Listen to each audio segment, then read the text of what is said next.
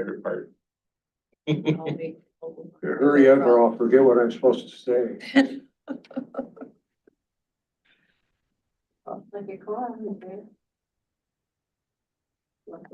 We're all set. Okay. All right, this is the April 10th, 2025 meeting of the Salem Parks and Recreation Advisory Board. This go right to our call to order. So Keith Norris is not available. Alan Alexander. Here. Thank you. Mauricio. Here. Zach. Present. Alan Holland will be joining us in a bit. Debbie Miller. Here. And Sigrid Olsen. Sigrid? She's muted. Yeah, she's muted Can too. you say she's Sigrid, having can you hear us? issues? Or she can just put them. She's trying again? Okay, Uh-oh. can the visual be enough? We can still quorum. Yeah, okay. So let's proceed. And I'm Rick Hardwig, I'm vice chair, serving in Keith Norris's absence. We need approval of our minutes from March 13th. Are there any comments, additions, subtractions? I move approval as presented. Okay, is there a second? Second. All right, all in favor, say aye. Aye. Okay, approved. Is there any public comment? Right. All righty, let's move right on to the presentation by the committee or the small group with the electric equipment use. Member Miller, you were Member up. Miller, I'm up. Yeah.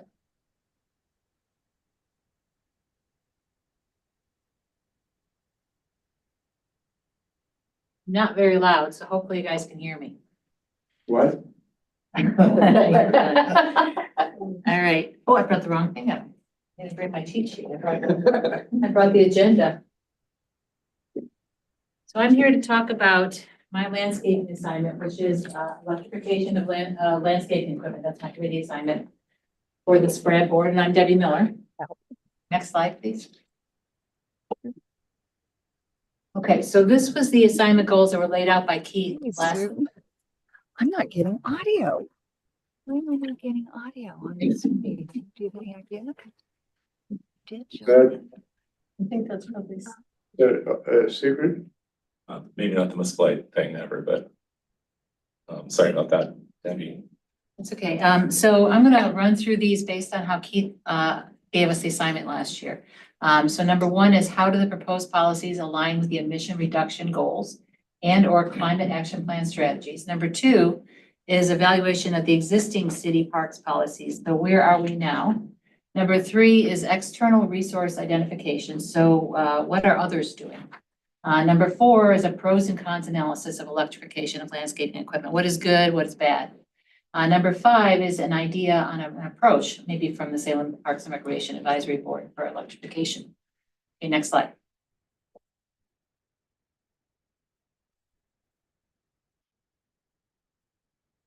Okay, so this is number one, how do the proposed policies align with the emission reduction goals and or climate action plan strategies? So what does the climate action plan say? Next slide, please. So the Salem Climate Action Plan was published in November of 2021. It basically says by 2035 that we will, Salem's greenhouse gas emission will be reduced to 50% of where we were in 2016. And then, and by 2050, we should be carbon neutral. Next slide, please. All right, so this is also from the Salem Climate Action Plan. It's pertinent to this talk. So within 3 to 5 years, starting November 2021, we will develop and implement a plan to phase out combustion and two-stroke engines within the city limits. This would pertain to vehicles, lawnmowers, leaf blowers, and other machinery. We could potentially begin with phasing out city-owned combustion and two-stroke equipment like landscaping equipment to demonstrate leadership. Potentially collaborate with PGE on a tool exchange program. Okay, so this talk is primarily going to focus on recommendations for the parks, Salem Parks and Urban Forestry, but because the goals include phasing out city-owned and not just parks combustion, I'm going to touch a little bit on what's going on outside of the Salem Parks and Urban Forestry as well. Next slide, please. So with regards to things like the tool exchange program, there was no tool exchange program that we could find with PGE or Salem Electric. But there are two bills currently, and I think they're still in the House, in the Oregon legislature. House Bill 3016 is a trade-in incentive for rebate vouchers for residential or commercial replacement of gas for electric landscaping equipment. So that's, I believe, still in the Ways and Means Committee. It appears to have less support than the second bill, which is House Bill 2067. That is a 50% flat rebate program just for gas-powered leaf blowers, not for other equipment, for commercial landscapers only, so not for residential like the other one was. This bill has a heavy support from the landscaping industry because it targets the costs that they're incurring with this new gas-powered leaf blower ban in Portland. So it is more likely, but certainly not guaranteed to move forward. Next slide. All right, so how do the proposed goals apply? That's what we're talking about now. So basically, why are we picking on landscaping equipment? What's wrong with landscaping equipment? Well, one reason is because it is notoriously inefficient.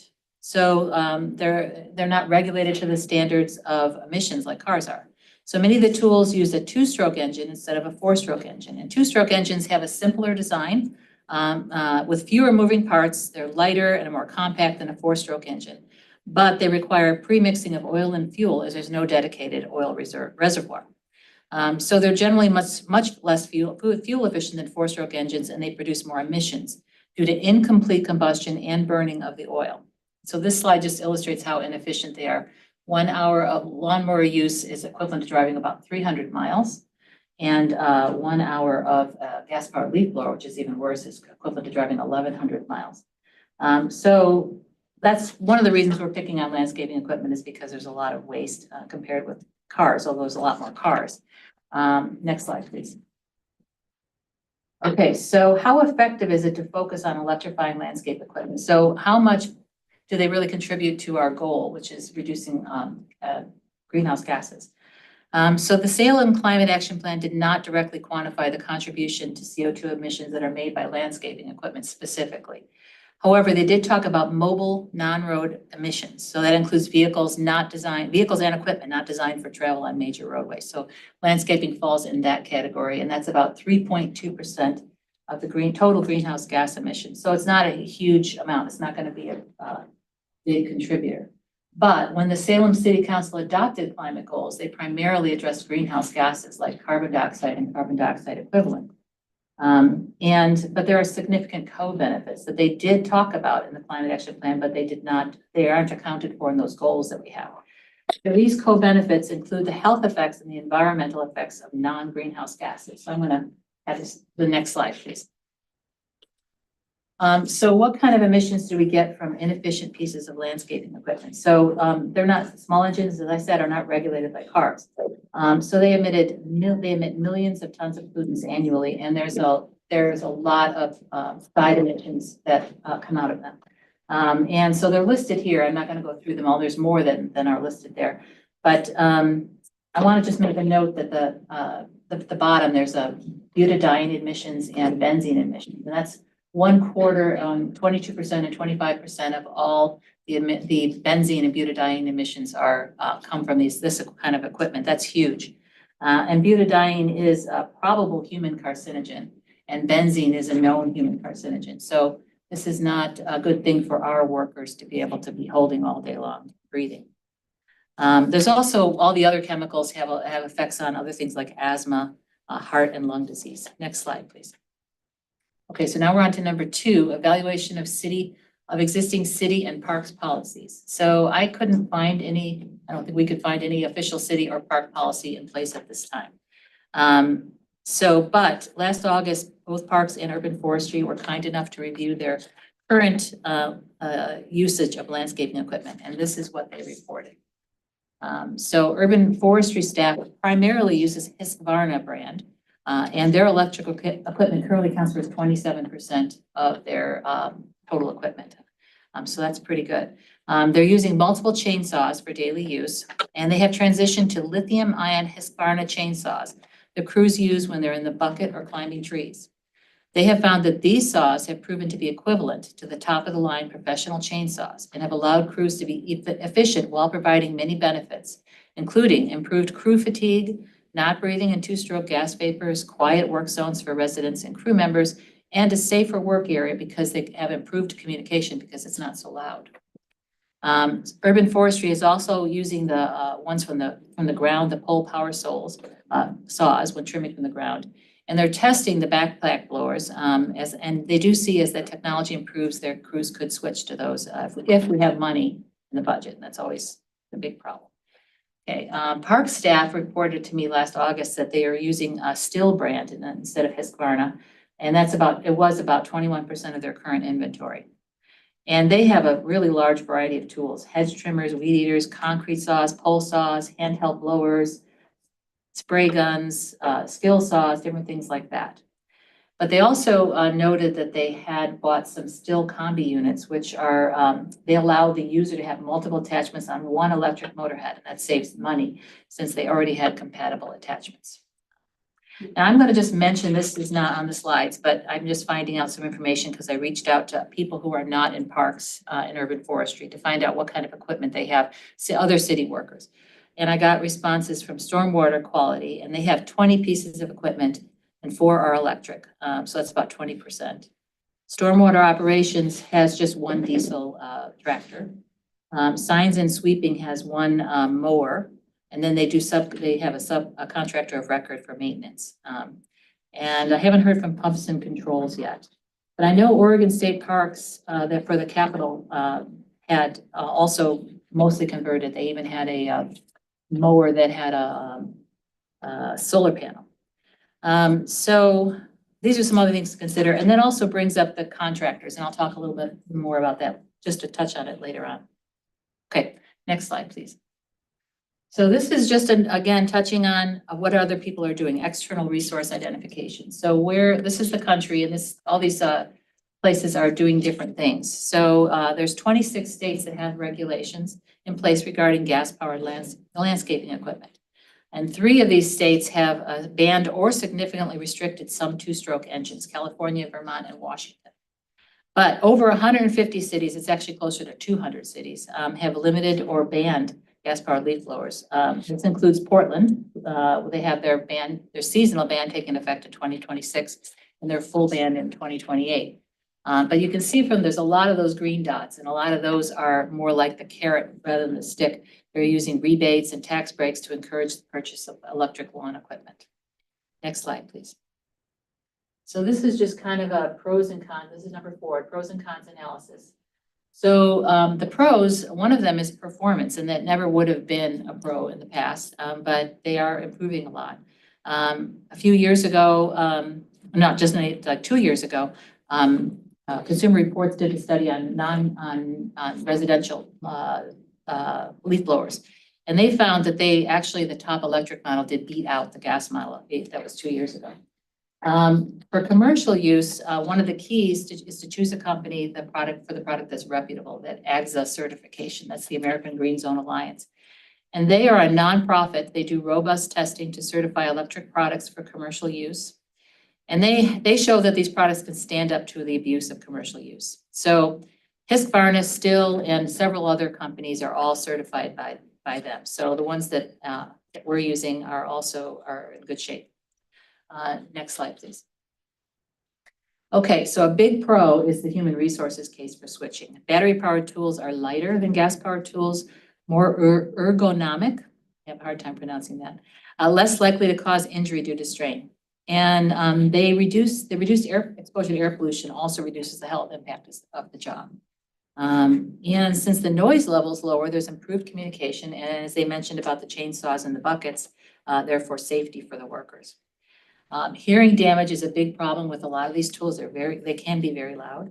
Noises above 70 decibels are considered unsafe for hearing loss, and the typical gas machines are between 75 and 95. So some gas chainsaws are as loud as 120.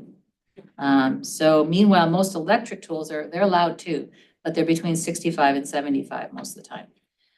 So hearing protection can help. It can reduce exposure by 15 to 30 decibels. But if you have a 120 decibel chainsaw and you take 30 away, you're still at 90 and you're still getting hearing damage. So it's still an issue for workers that we have to think about. Next slide, please.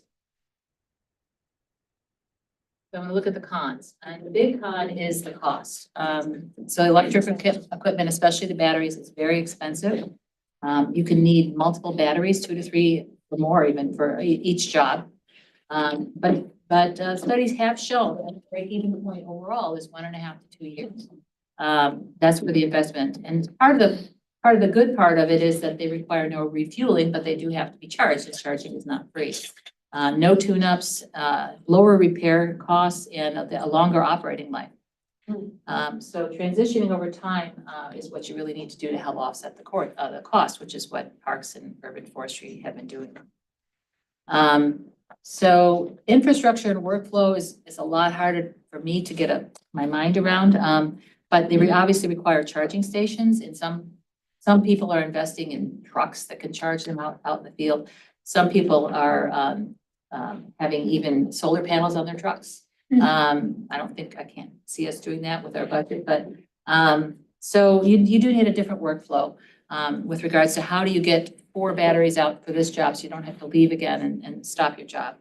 And then the big thing that I didn't even realize was the temperature. The temperature of the batteries, and when they're charged, they're stored, and they're used can affect their function and their battery life as well. So you might need even to heat a building where they're being charged or stored. You might need to air condition something so it's not too hot.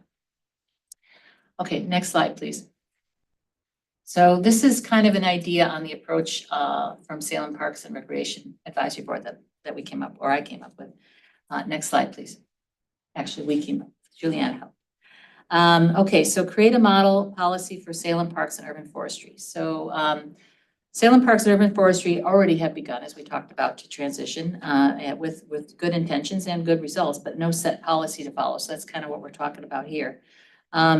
I think the goal should be to completely replace gas-powered landscaping equipment with electric alternatives. It should be kept in the front of our mind for all purchases going forward. We certainly don't have the budget to throw things away right now. But where equivalently effective and competitively priced electric lawn equipment is available, new purchases should be focused on buying electric whenever possible. And it really is getting to the point where they're getting competitive. Parks and Urban Forestry are already at about 20 to 25%. So we might come up with a goal based on the life of the equipment they have. So I've heard gas-powered leaf blowers last about 3 to 5 years. So you want to kind of transition over that and just replace them with time. So a goal might be 50% by 2030, 100% by 2035, or something similar. But there may be exceptions. I remember Jennifer was talking about a riding lawnmower that was really large and saved staff time. And so staff time is expensive. And that's a very expensive piece of equipment that might last a long time. So that may not be able to be replaced. So the next slide. Brad, this is just an idea for a recommendation to Salem Parks that we might take on. Park staff in charge of purchasing would be directed to procure battery electric tools for replacements when a suitable battery electric tool is identified with equivalent operational capacity and within cost premiums. These should be prioritized over gas-powered lawn equipment. So we may add on to this some kind of reasonable, achievable goal deadline, like we talked about, that aligns with the life of the current equipment and budget priorities. I think this could easily be adopted by the city of Salem, and not just by Public Works, but by all the other things, all the other places that I talked about, for other city landscaping work to demonstrate leadership. And so the whole city could be involved, and that is what's recommended in the climate action plan. And then we have to look at outsourced city landscaping work, because there is quite a bit of that apparently.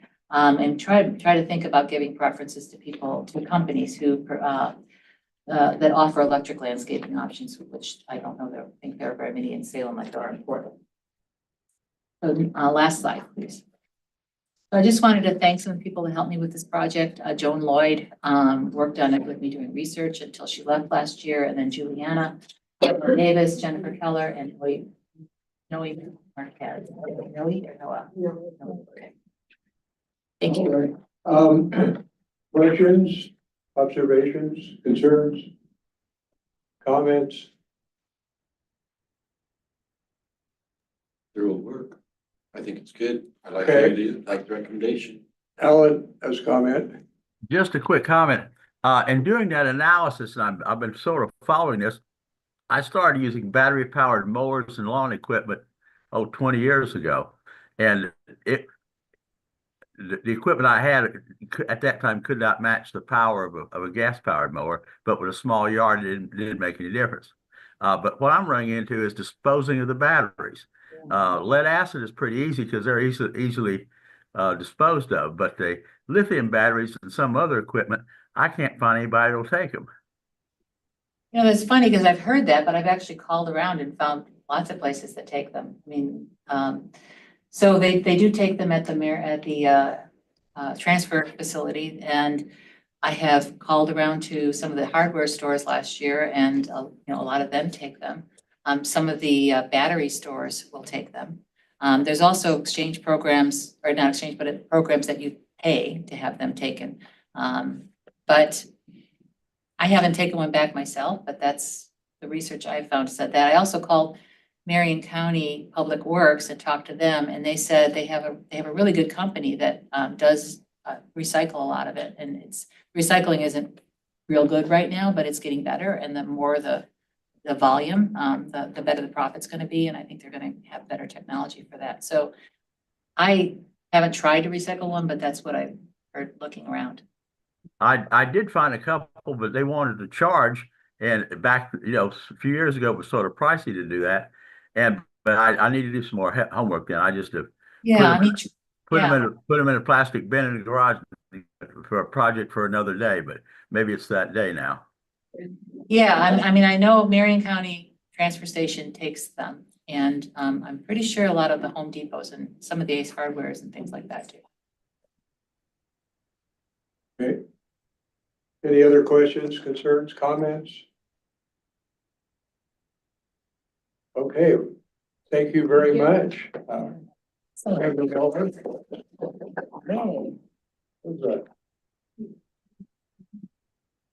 Very good. We need to act on that recommendation. Do we have, I don't know if we have timelines on things that would be done not by us, but by the art department in terms of timelines for reduction of our electric use? So I think it's fine to say, with a goal towards whether it's 2030 or Okay. whatever. I just think we have to be cognizant, especially right now, our situation is that adds a layer of difficulty. We're already doing the 26-27 budget. So, which Yeah. is not far from 2030. And if we're at 25 to get to 50, maybe a big leap in basically 2 or 3 years, what would equate to potentially 2 or 3 years. So that may be a big leap. So, but I certainly don't have any concerns about establishing goals or to do that and trying to go towards that. I just don't know, as long as it's not definitive in saying this is. So it needs to be working towards that with a conscious effort to work towards that. So as long as we're kind of clear relative to that, then, I think that's great. We've been trying to do that as we're able to do that, and it's our intent to continue to do that. I just want to be reasonable in the time frame. I don't want it to languish in the next 30 years, you have to do it, but a reasonable length of time, but we have some special considerations Yeah, so, currently and coming up. so would you come up with some recommendations and then bring them to us and then we would endorse them, or? I believe Chair Norris plans to put on the upcoming agendas a discussion about what Sprout wants to do with both this kind of research findings as well as the previous one. Okay. And then that you all can decide what your next steps are gonna be. Okay. And if there's a role for staff to support you, we're here. I mean, one thing that would be helpful is knowing the equipment that you have. So I know that you have 21, or you had 21%, but knowing how much of that is gas powered leaf blowers, because they may have 3 to 5 years.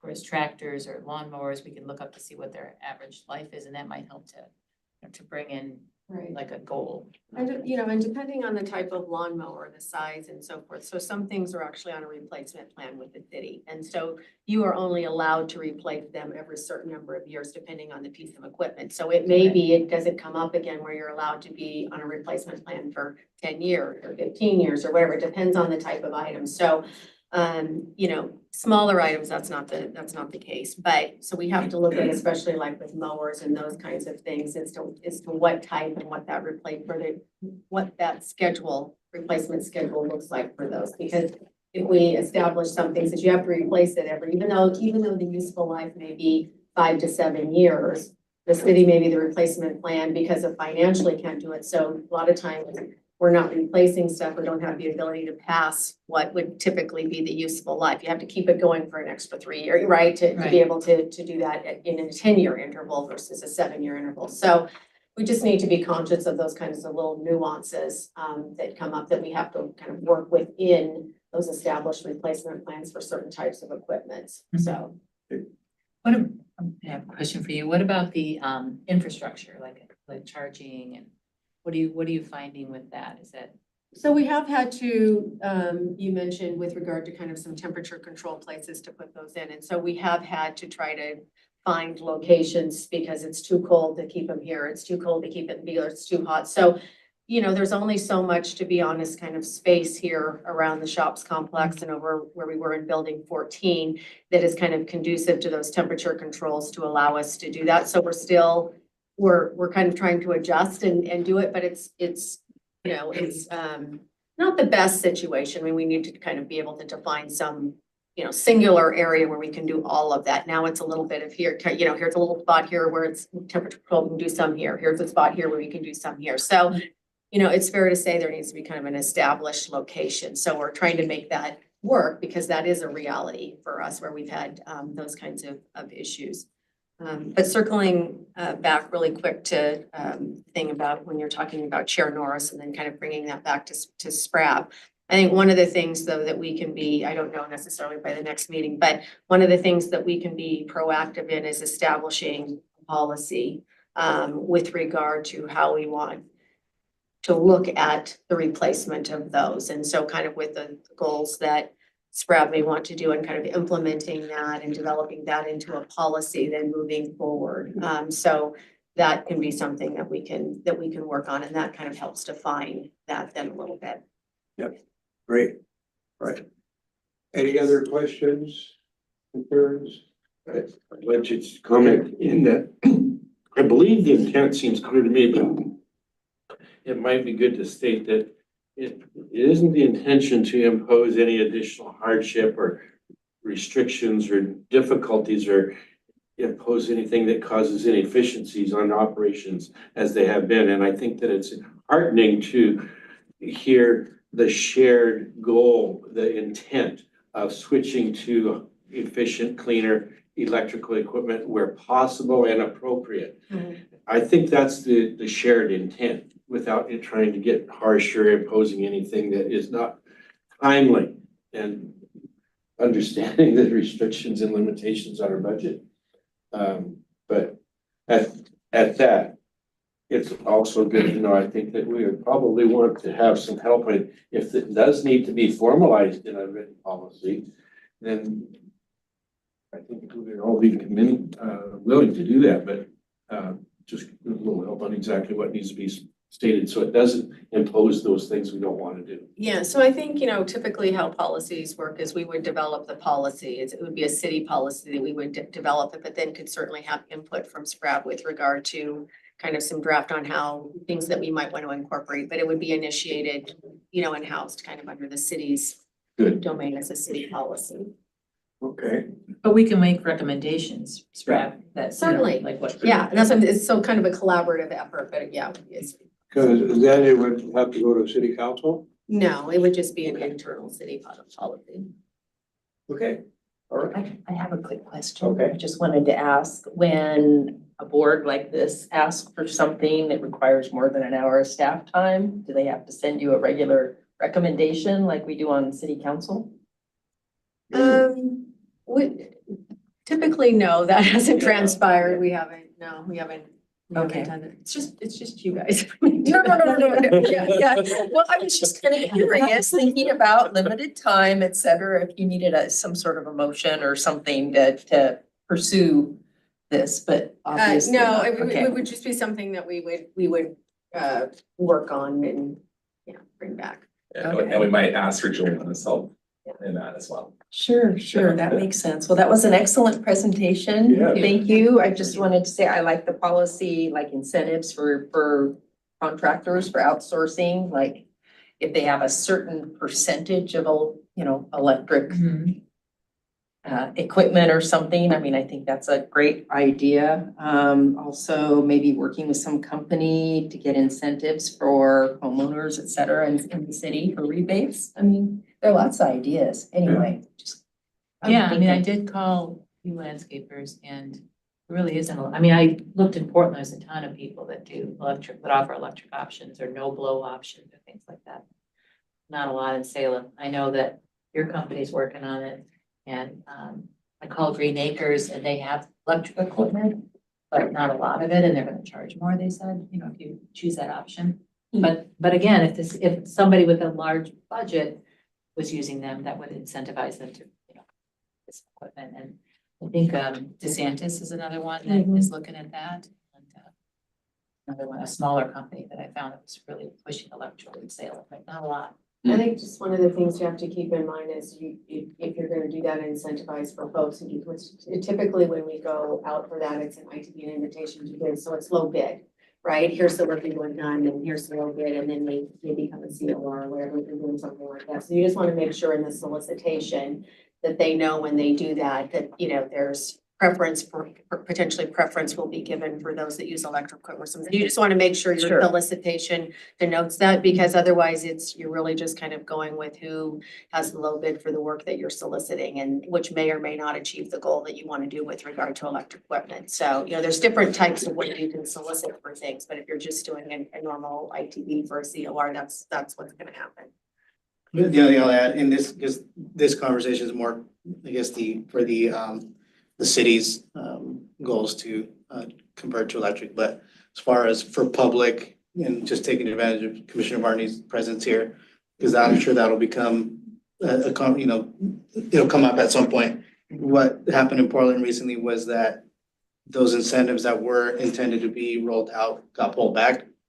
And so that's putting a lot of small contractors in a little bit of a tough spot. And so just thinking about equitable access and who represents that workforce and those small businesses who will feel the biggest impact on the capital expenses for that business. It could be could be a big hit. It's not as easily absorbed. A commercial firm like the one I represent, can manage. And I think that the incentives need to be more directed towards that small business side. And just how access to that looks, because there's multiple barriers just to promote that with application processes, rebate programs, credits, whatever that is. It can be a complicated thing to navigate for those small contractors that represent the industry that's going to be impacted by that. So. Is that the Multnomah County one? Yeah, that ended January, right? January of this year, I think the application stopped. Yeah, but the fund, they're not no longer funded. Right, They pulled back even the ones that were already granted that. I'm not sure. This was recent news this week. I'm not sure Okay. where they're at, but and so it's unclear what's gonna happen moving forward with that initial plan to help those small contractors. Yeah, that was more for small contractors. So just throwing that out there since. That makes sense. Great. All right, now, there are some jurisdictions that have imposed restrictions on either the time or even the use of gas-powered lawn equipment, motorized blowers in particular. I haven't heard anything to that effect in the Salem area yet. I know it's not closed in my name. But has there been discussion or consideration of any kind of limitations? Because some people object to the noise.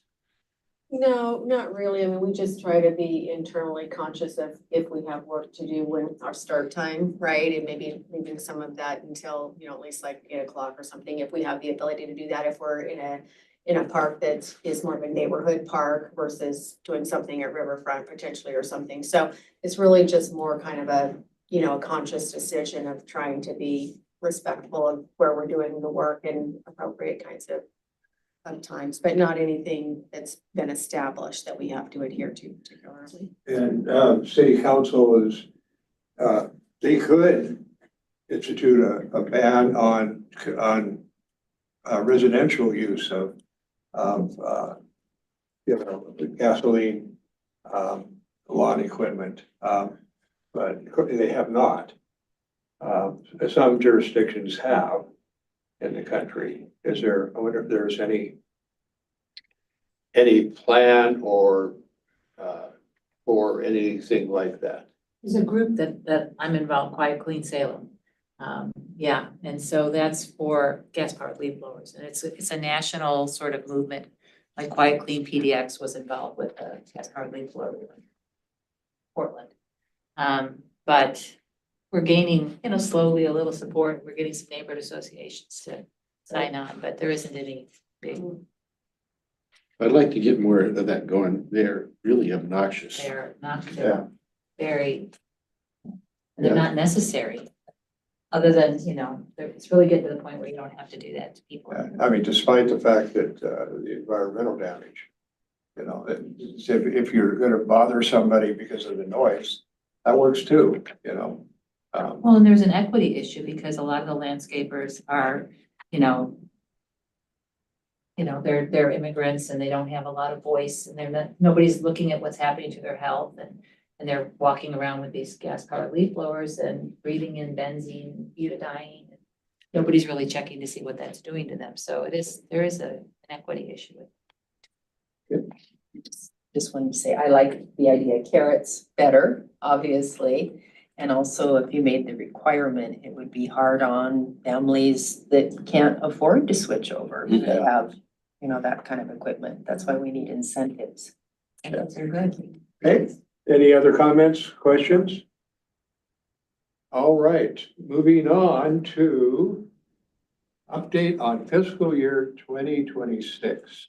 Proposed city budget, Jennifer and Rob.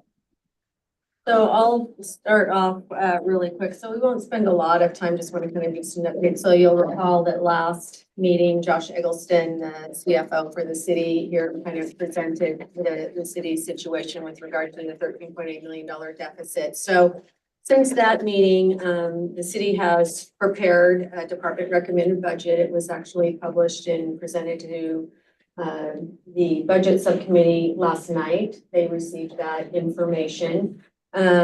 So predominantly the community services is the department that will see the largest level of reductions in the upcoming budget.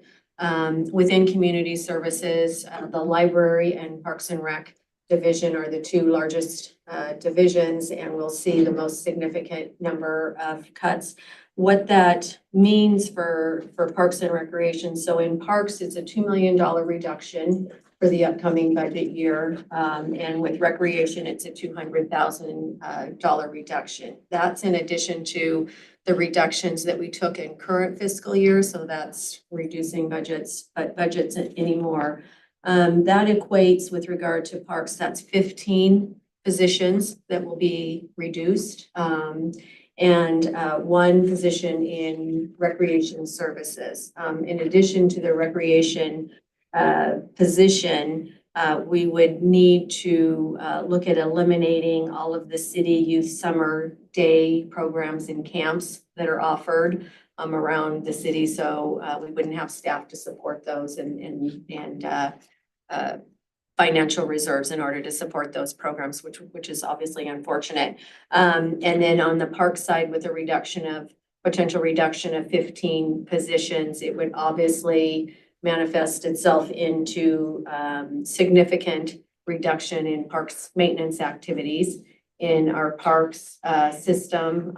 We would certainly, similar to last year, in having conversations relative to needing to turn off irrigation in parks, to lower those maintenance level activities, and reduce the cost for those. So it's a significant, it's about 30% reduction in staffing for parks. So that's significant for us. It's about 25% of our budget, a quarter of our budget of what we typically would be budget. So it does have, would have some certainly big ramifications and impacts. But that's where we're at. So we just want to kind of to share that information, those updates. So that's what Budget Committee and Council will ultimately be looking at for Parks and Rec. Incredibly unfortunate. I've talked to many of the park people, maintenance people, and I've not found one that wasn't really hardworking and a joy to talk to. I mean, Al and I visited every park in the city when we first got on, and wonderful people, and they are so overburdened already.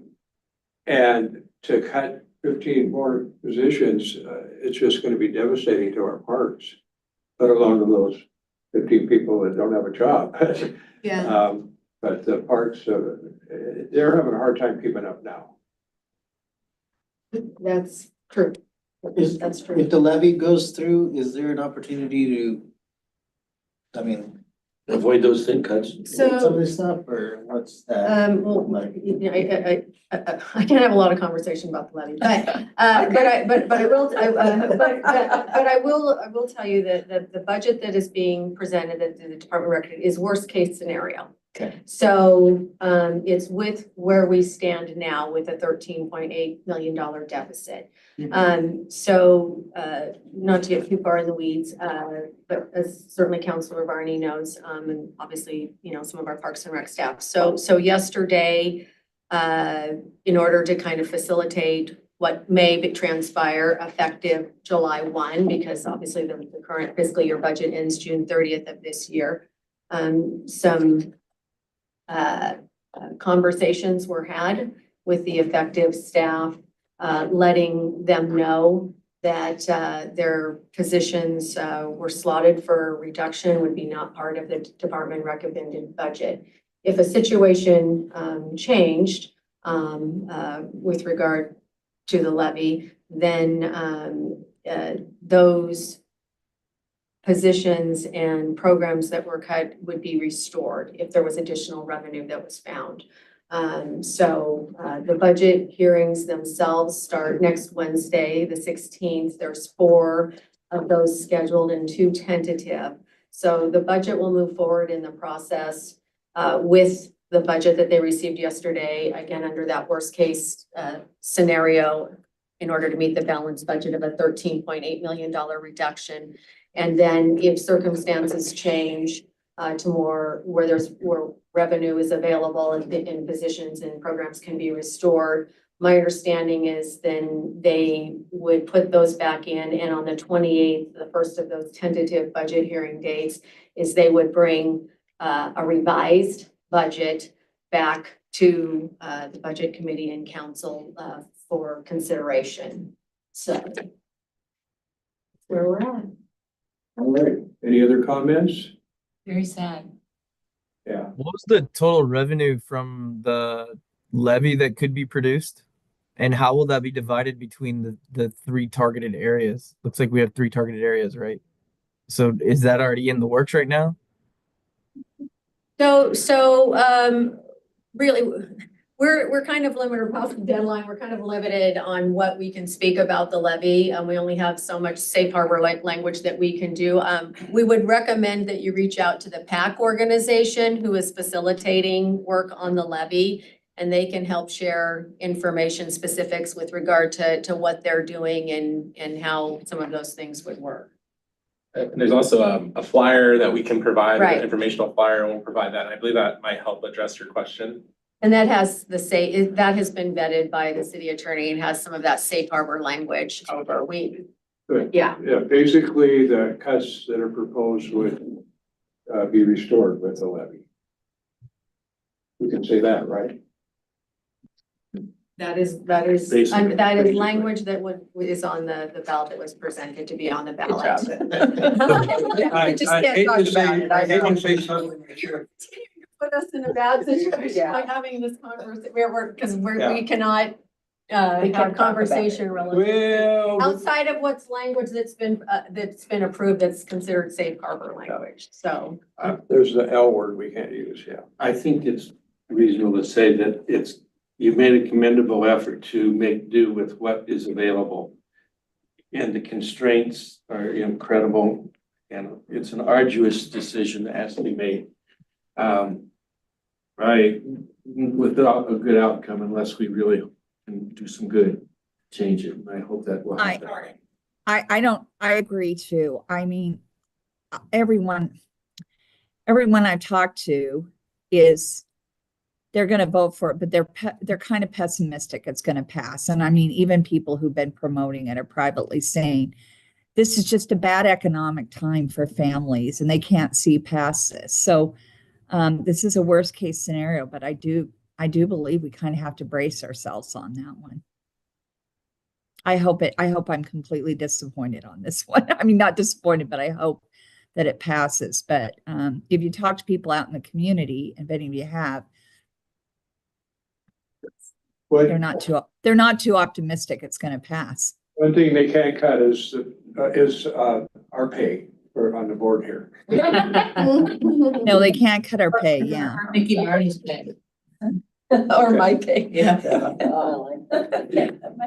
I just wanted to say, as a budget committee member and city councilor, any of you, anytime, reach out to me, please. I can probably help answer your questions as well. Okay? Okay, all right, let's move along before we get ourselves in trouble. Yeah, so Yeah. I just to have a very brief update on the capital improvement program, and I'm gonna do a very short summary of what it is. This member Olson is new, and I'm not sure what level of familiarity she has with it. The capital improvement plan is a 5-year financial forecasting tool the city prepares every year. It identifies major capital improvements the city is planning in the next 5 years and identifies a funding source to correspond with each improvement. It will be presented to the budget committee at one of those meetings that Jennifer just mentioned here coming up soon. And so it will be published, the proposed CIP will be published pretty soon. It is, in terms of the parks category, it is very similar to the presentation I gave in December. And so we haven't seen very many changes in terms of the allocation of funding to various projects at this time. So that's where the staff recommendation will be, and then we'll see where it goes through the budget process. I know there will be discussion because of the maintenance issue, what are we gonna do with the capital improvement side? So we can keep you updated by email. I think that's the plan moving forward, so you can show you just what's going on there. Okay. All right. Well, let's move along. The review of the Salem Center Street Bridge seismic retrofit project. And I turn it back over to Rob, I guess. Yeah, thank you, Vice Chair Hartwig. So what I'd like to do today is to let the members have a discussion that we were not able to have last time. We do have Andrew here from ODOT, and we have a There's a member of the consultant team here as well to help answer any questions. Of course, you have myself here to answer questions. What we're looking for out of the board today, hopefully, is the staff recommendation is that you would put forth the motion of support for the staff identified measures, and then authorize the board to write a letter to the interim city manager and city council, identifying the board's support as well as describing any discussion you have. Okay. All right. So we talked about it last meeting, as much as some of us could talk. So basically, we are to provide a recommendation of support for the staff identified avoidance, minimization, mitigation, and enhancement measures.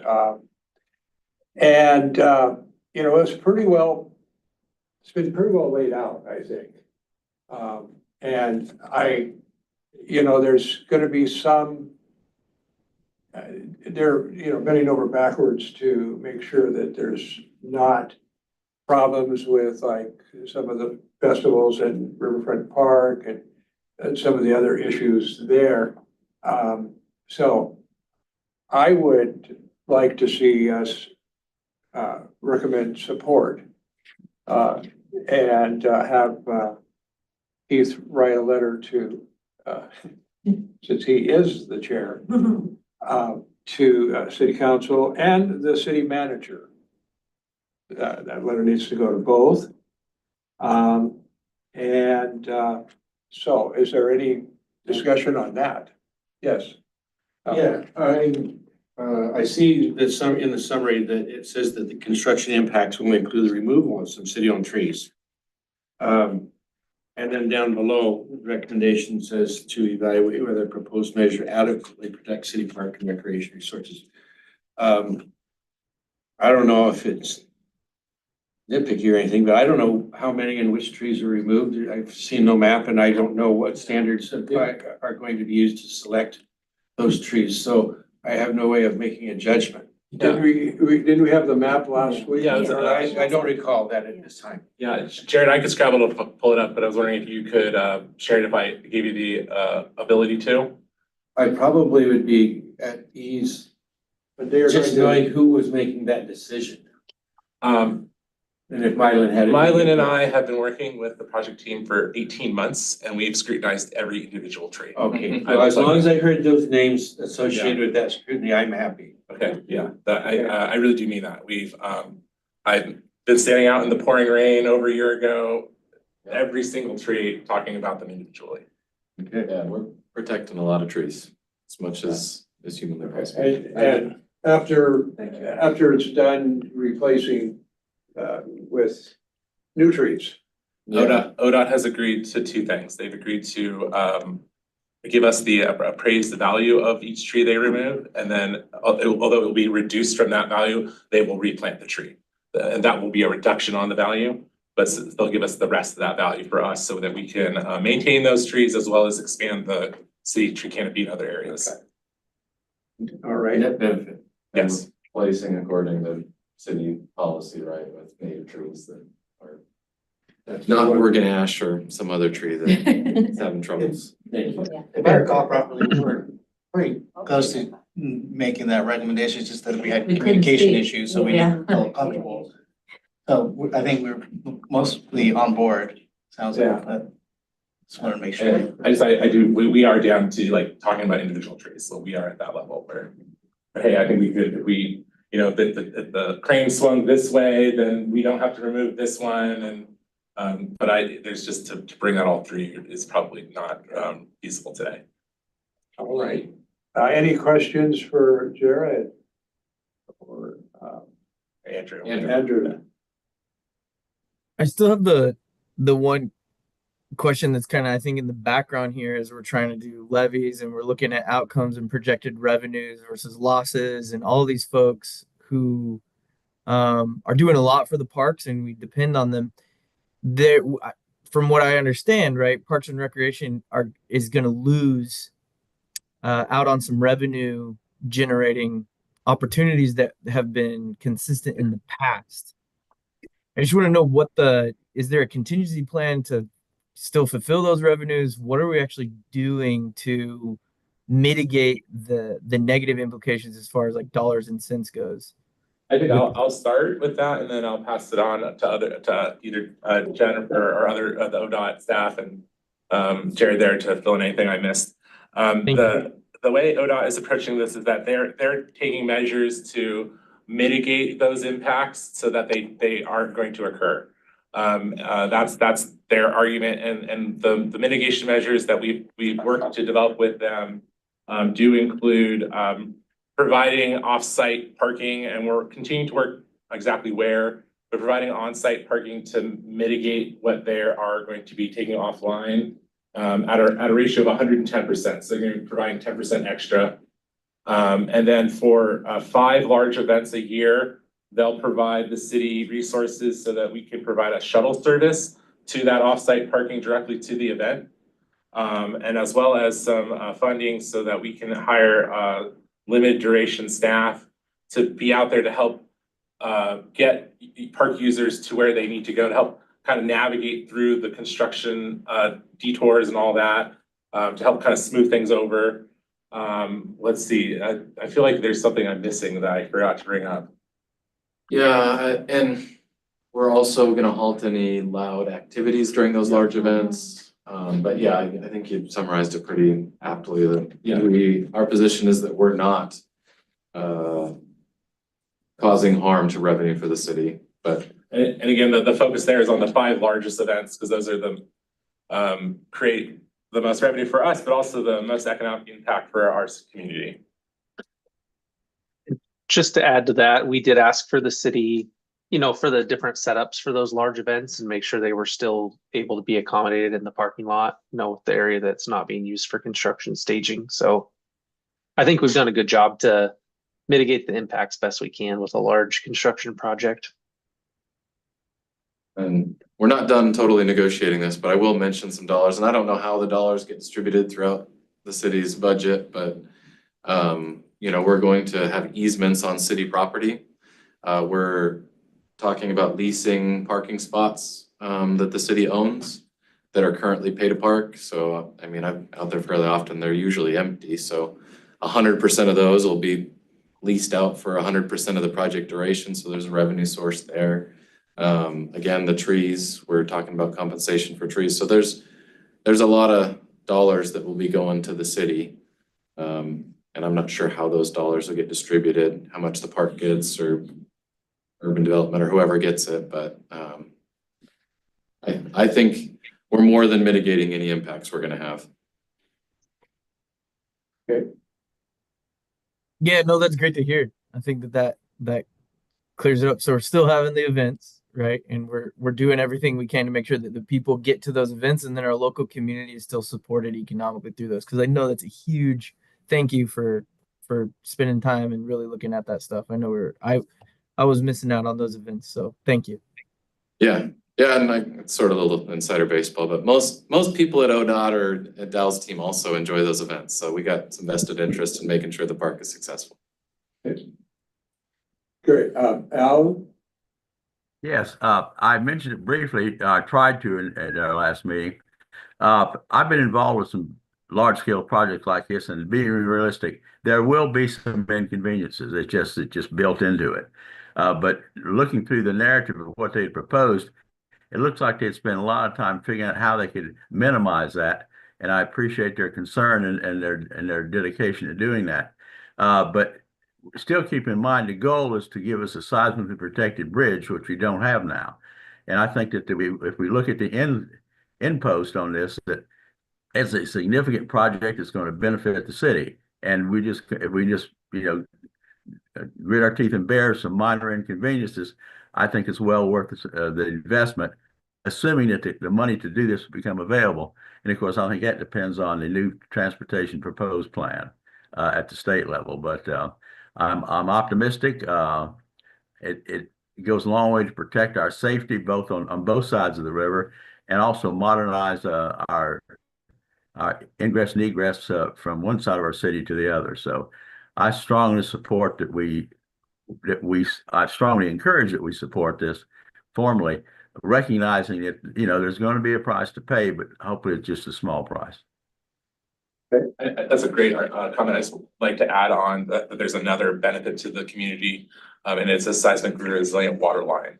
So as part of this project, the city is working with ODOT to replace a water line that goes across the bridge, so it will also be seismically resilient.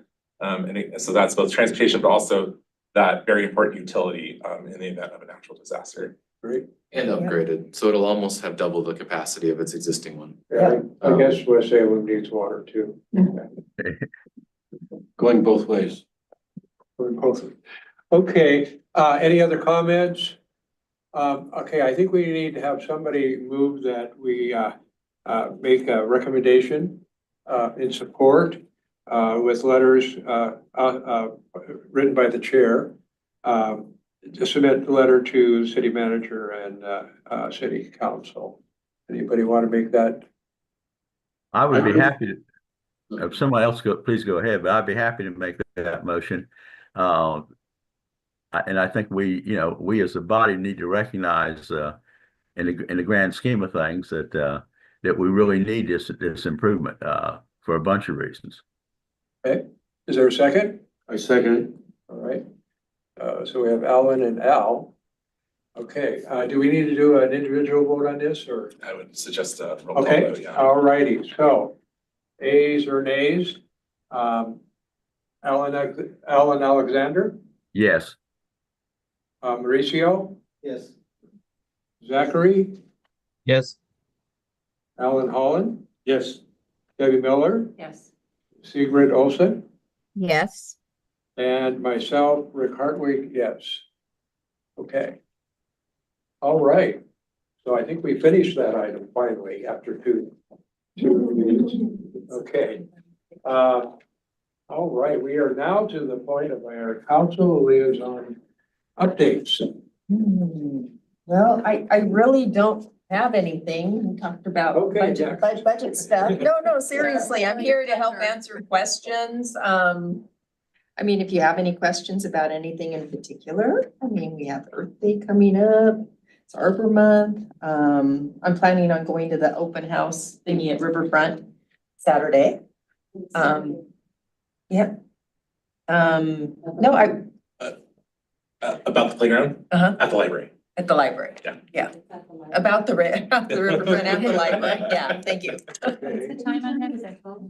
The event for the open house for the design of the playground at Riverfront will be at the library Anderson rooms, so the lower level, and it'll be from 10:30 to noon. No, excuse me.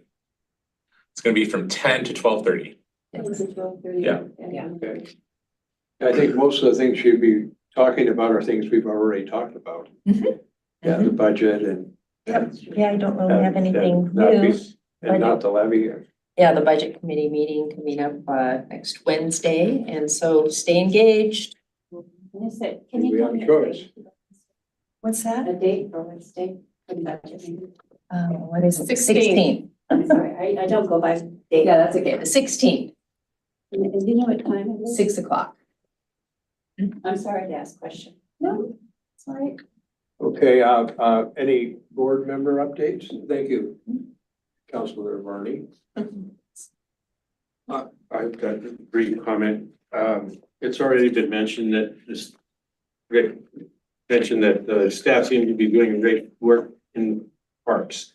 I want to reiterate that because I've been to the park at River Road Park next to Kaiser. River Road. River Road Park. That the tennis courts almost finished there as far as I can tell, and there's use of that. I'm just so pleased to see the improvements there. And then I've been in touch with a fellow who seems to be responsible for Rush College Park. And he has been in there vigilantly doing some good work and replaced a table up here, picnic table up here there that hadn't been there before. And that's great because one of them ended up in a creek and it's not into the park's property yet, but it's gonna get there, I think. Anyway, the guy's doing a good job and I'm really pleased with what they're able to do with what they got. So, commendable workforce. We'll pass along the compliments. I have two questions. One is specifically about Bailey Ridge Park, because I see lots of flags out there and I know that 2026 work was gonna be done, or was it coming, That's is it correct, starting yeah. sooner? Yeah, we, the flagging you're seeing at Bailey Ridge Park right now is associated with the wetland delineation we had done. We're updating our wetland delineation. And part of that, we have to identify it's called the ordinary high water line of the creek.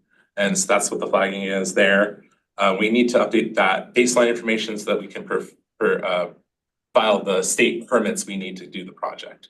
So the project is quite a ways away, but we need to collect that information so that we can go through the permit process, which is a long process. It's not like something we get in a month. It takes over 6 months to get that permit. But no digging or anything this year, it's just the flags? No, yeah. We're currently on schedule to publicly bid the project in late fall or winter of this year, and no work would start for at least a year. Okay. Second question I had was, I was at a SWAN board meeting and they were talking about all those picnic tables at Minto Brown that are sitting there. They're going, why are we not passing those beautiful picnic tables out elsewhere? Are they just being stored there or are those? So that there's, sometimes they need to be rehabbed, some of them, so we store them there while we're rehabbing them. And then also in the winter, at some park locations, we bring picnic tables in because the parks aren't used in the same capacity and then they have a tendency to get vandalized and so forth. And so we bring them in and then put them back out once we're kind of past the winter season, So they're so. not being forgotten. No, They all have plans. no, they're not. There's also, part of what you see out there is a bunch of bike racks Yeah. that were not needed for other projects, and those are being incorporated into our current projects. So that they're gonna be installed in various locations. Good to hear that. Thank you. Any other questions by Yeah. board members? Yeah, I just, I was at an industry association meeting last night and something came up that I think is relevant to this board that we should revisit. I know we brought up Emerald Ash Borer in the past. And I know that our urban forester of the city, has evaluated that and is looking at that. But from the community impact, there, it's inevitable that's gonna be a factor in needing to remove these trees or treat them, depending on the value of the tree. But that could also be an impact on the community, right, on private properties. And so, encouraging that we support that and not put all that burden on those individuals necessarily with, tree removal permits, and other associated costs with the potential impact that's inevitable here between the next 5 and 10 years. And it's a long ways away, but it's just gonna happen. I know that it sounded like Vancouver was submitting for federal grants to support, to help the community there on those privately present trees. So just don't wanna forget about that. That's still a thing. Are they gonna get that money? No, I don't know, probably not. There is staff in Public Works, it's our natural resource planning staff. They are preparing a response plan, like a written response plan. They're working with urban forestry on that. And so urban forestry, they're really focused on the city's trees, but the natural resource staff, that they are thinking about the whole community. Okay. And I personally know that it is on their mind, like what can the city do to incentivize people who can't afford to remove a tree because it's essentially a beacon to, bring the pest into all the neighbors. So that's definitely on their mind. And so what I'd suggest is that when they're a little bit further along, they come and share their draft with us, with you, and give you a chance to weigh in on it. And I think ultimately that's a document that's gonna go to city council with some recommendations. Well, in city urban forestry too, as we just have some money that we set aside, they're gonna start. We have a staff person, they went to training with regard to doing, injecting the trees in that process and so forth, to be able to do that. And so we have some money established for them to start that process to get going on at least the injection process for those city trees. So starting that. Yeah, there's some parks where the majority of the trees are ash trees. Yeah. So that'll be Yeah. pretty devastating. Yeah. That will change over time though, right? Yeah. Well, It will, yeah. yes. But it's how it changes. Yeah. Well, it's So some will be. inevitable one way or another. Yeah, some will be injected and some will be removed based on kind of the status of the tree. The current condition of the tree. So it's kind of a myriad of, depending on the tree. Okay, any other comments by board members? Okay, seeing none, the written reports. I've not seen a damage report in our packets. We haven't had it the last couple of times, but to be honest, we need to kind of revamp that a little bit, where we pull the data on how we collect that needs to be kind of reworked because it's not necessarily kind of providing the most accurate reflection of that. So we need to kind of rework that a little bit. So that's why we haven't gotten one because it's not really capturing everything. In the recreation division, how hard it is for them to plan when they don't know how much they might have to cut? So for recreation, the softball program would stay intact. And so forth, that it's close to self-sufficiency, for the cost of that program, but equally as important, it also derives a lot of economic development to the city, especially when they hold the week-long national Right. tournaments and so forth. So that piece stays intact. And then our other recreation staff who help support the events, the facility use and the events that transpire in the parks, that will continue the same because obviously we have a lot of reservation areas and so forth. And so that piece continues. So really the other piece of it that has kind of again, like I mentioned, the youth summer day, the focus of the youth summer day camps and sports camps, that is what is not being in the position and then the programs that that person oversees removed at this point in time, because we just wouldn't have staff, unfortunately, to be able to support those and so forth. So we're building that as though the city programs that the city offers and initiates would not transpire.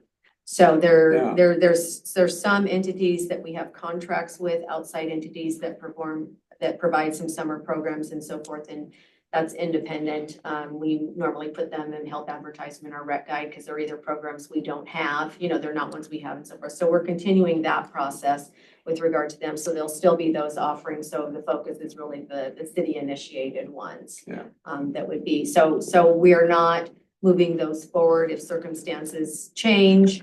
Those programs typically start in July and August is when they're held, we would send messaging out and we would offer any programs that we were able to do reasonably and successfully within the time frame because it would be close to the end of the fiscal year and folks. So we would offer probably, hopefully at least a minimal selection of things and send that to the community. But we recognize it may be a little late, a lot late.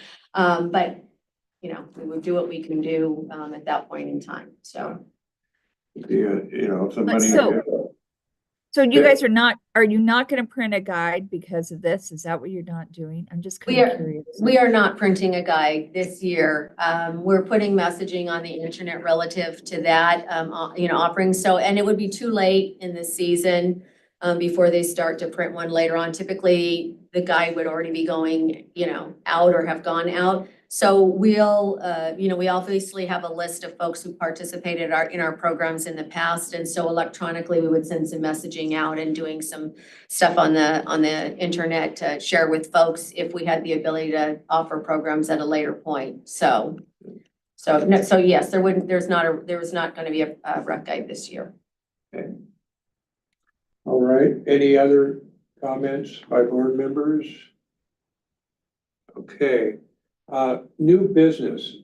Now, I was kind of expecting, I think last meeting, or maybe it was even meeting before, there was a list for neighborhood association for assignments, liaisons.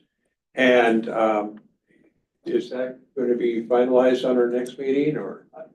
I will talk to the chair about that. Just for context, what we, there's sensitivity to placing you in a position where you will be fielding questions about the levy that might get you in trouble. Okay. And so we're suggesting that it's gonna kick off in July. And so we'll have some more information about assignments between now and then. Yeah, I mean, we could be assigned, but not contact them. Yes, and I'll just touch base with him that he still wants me to move forward with issuing the assignments, and then I'll get that out. Okay, any other new business?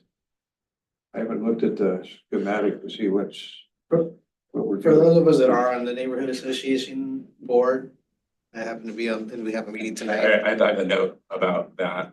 Okay. Yeah.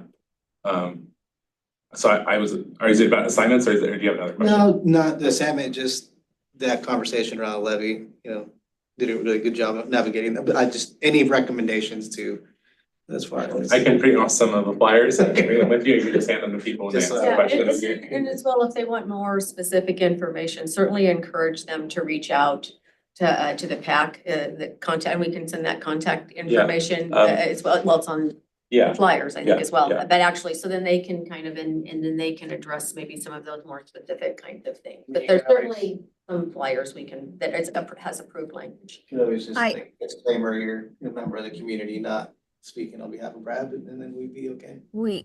we maybe need to I don't want to butt in, but I'm looking here and we might want to update your website because it does say 2025 recreation guide coming in April, just adding that in. So I just we're aware of that. We've had conversations about that this week. To be honest, there's a lot of moving parts with things with regard to, that have been honestly, a larger priority, but we're aware that it says that and we're trying to modify it, but thank you for letting us know. One update from our printed agenda.